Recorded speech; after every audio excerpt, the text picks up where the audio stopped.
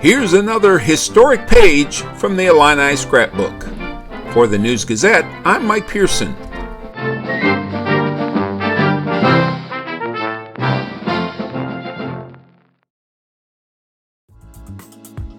In Illini football history, there have been a few stretches of lean times, one of which came immediately following the infamous slush fund scandal of 1966.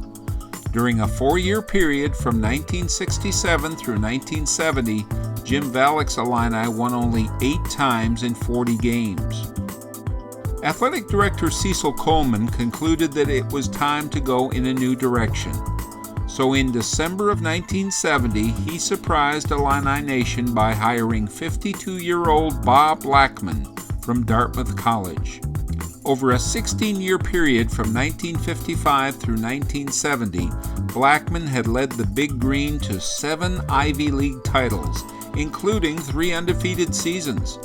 He was the 5th winningest active coach when he arrived in Champaign-Urbana. Danville native Greg Colby, a sophomore linebacker when Blackman arrived, remembered the mentor under whom he earned 3 varsity letters.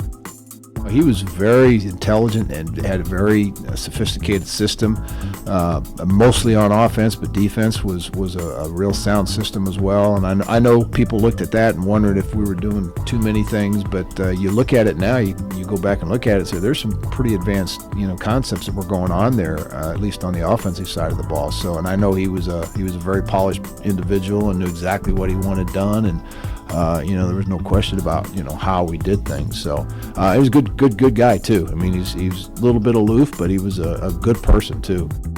6 straight losses hampered Blackman's Illini in his first season, 1971, but the Illini surprised 17th-ranked Purdue in Game 7, winning 21-7.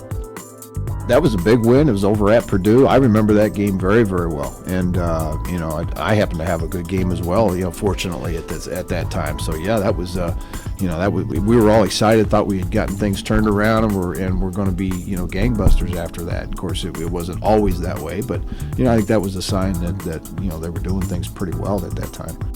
That victory against the Boilers was the first of 5 in a row, and the Illini ended the 71 campaign with a respectable 5-3 record in Big Ten play.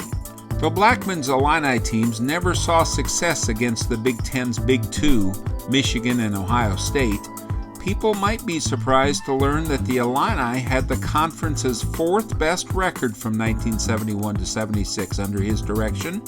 Only Michigan State had a better cumulative record than Illinois' 24-23-1 mark in Big Ten games.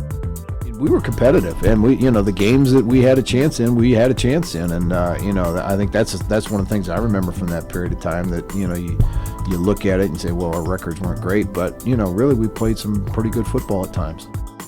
Bob Blackman's reign as the Illini head coach ended following the 1976 season, but he continued to coach the following year, directing Cornell's fortunes for the next 6 seasons. He died at age 81 in March of 2000.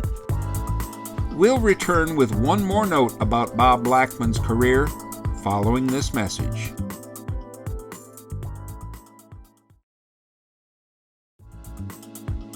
Former Illini coach Bob Blackman was inducted into the College Football Hall of Fame in 1987.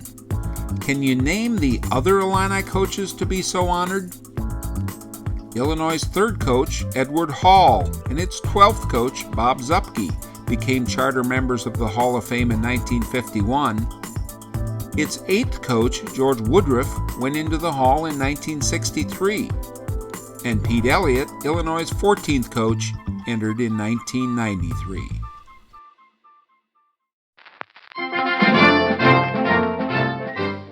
For the News Gazette, this has been another historic page from the Illini Scrapbook. I'm Mike Pearson.